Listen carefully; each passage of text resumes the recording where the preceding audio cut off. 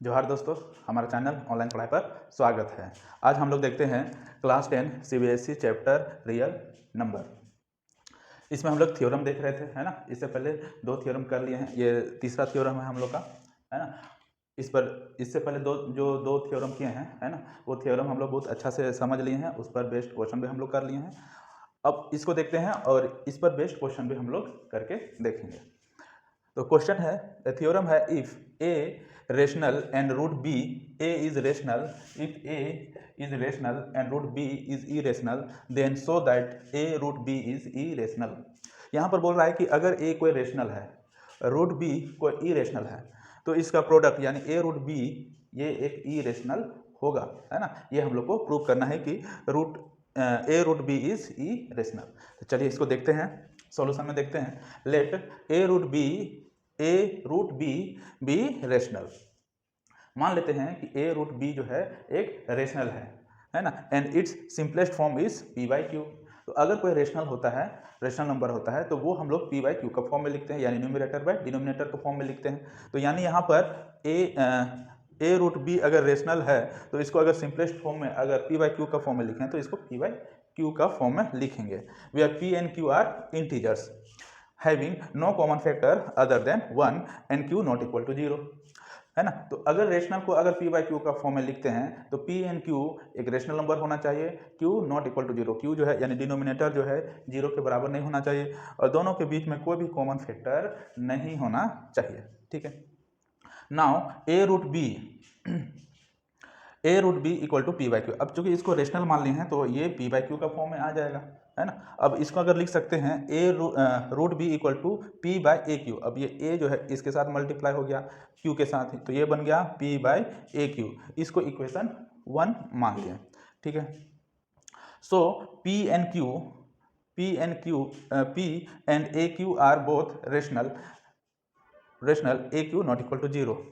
तो अगर ये हम लोग का रेशनल है, ये p बाई क्यू रेशनल है, तो root B equal to P by A Q, है ना। तो यहाँ पर p जो है और ये ए क्यू, ये भी क्या हो गया, ये दोनों भी रेशनल हो गया, और जिसमें ए क्यू जो है 0 के बराबर नहीं है, ठीक है।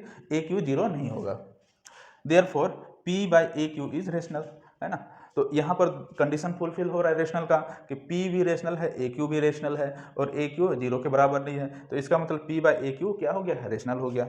And from one root b is rational. अब ये रेशनल है तो ये भी रेशनल हो गया, है ना, इक्वेशन 1 से। But it is given that root B is irrational. लेकिन हम लोग को दिया हुआ है क्वेश्चन में कि रूट बी जो है इरेशनल नंबर है, ठीक है।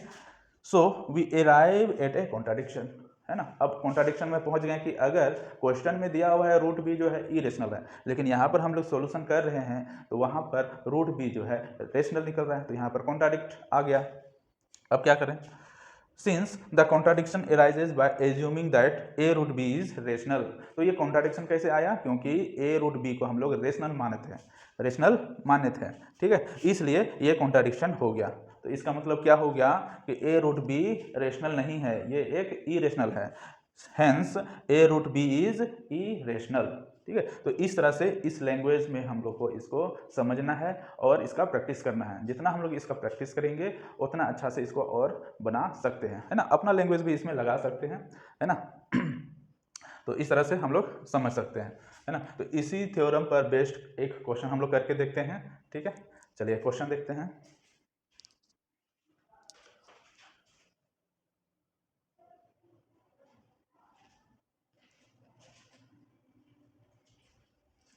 चलिए इस पर बेस्ड क्वेश्चन देखते हैं। क्वेश्चन दिया हुआ है, so that two root three is an irrational and it been given that root three is irrational, है ना। हम लोग को ये प्रूव करना है कि टू रूट थ्री जो है इरेशनल है, और दिया हुआ है रूट थ्री जो है इरेशनल है, ठीक है। लेट सॉल्यूशन में देखते हैं, let two root three be rational, है ना। मान लेते हैं कि टू रूट थ्री जो है रेशनल है, and its simplest form is P by Q, और इसका जो सिंपलेस्ट फॉर्म है ना, जो रेशनल नंबर को पी बाई क्यू फॉर्म में लिखते हैं ना, तो इसका simplest form P by Q हो गया। Where P and Q are integers, जिसमें पी एंड क्यू जो है इंटीजर्स है, having no common factor other than 1, जिसमें कोई भी कॉमन फैक्टर नहीं है एक को छोड़ के, and Q not equal to 0, Q 0 के बराबर नहीं है। Now two root three equal to P by Q. अब इसको रेशनल माने हैं तो ये भी इसको p बाई क्यू का के बराबर हो जाएगा ये, है ना। जब इसको सॉल्व करेंगे तो √3 equal to P by 2q, या 2 नीचे आ जाएगा, p बाई 2q, इसको इक्वेशन 1 मानेंगे, where p and 2q are rational and 2q not equal to 0। Therefore अगर यहाँ पर p और 2q दोनों रेशनल है और 2q नॉट इक्वल टू 0 है, इसका मतलब p by 2q is rational, तो p by 2q is rational हो गया। So from equation 1 √3 is also rational, अगर ये रेशनल हो गया तो ये भी रेशनल होना चाहिए, है ना। तो इक्वेशन 1 से ये भी रेशनल हो गया, है ना। लेकिन यहाँ पर √3 जो है हम लोग को दिया हुआ इरेशनल है, तो यहाँ पर कॉन्ट्राडिक्शन अराइज हो गया, है ना।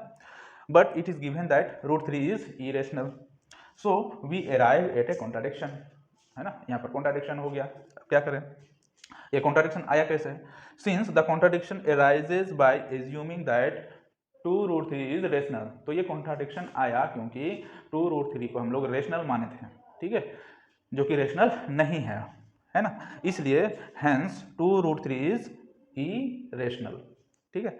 तो इस तरह से हम लोग इस तरह का क्वेश्चन हम लोग करते हैं, है ना। इसको स्क्रीनशॉट ले लें या फिर इसको उतार ले पॉज करके, ठीक है। चलिए इसी तरह से हम लोग को बनाना है इसी तरह का क्वेश्चन को, है ना। और एक दो क्वेश्चन हम लोग देखेंगे, वो नेक्स्ट क्लास में देखेंगे, नेक्स्ट वीडियोस में देखेंगे। फिलहाल आप लोग इस थ्योरम पर बेस्ड क्वेश्चन जितना भी है आप लोग प्रैक्टिस कर सकते हैं। ये 3 थ्योरम हम लोगों ने यहाँ पर सीखा, है ना। तीनों थ्योरम पर बेस्ड क्वेश्चन भी हम लोगों ने देखा।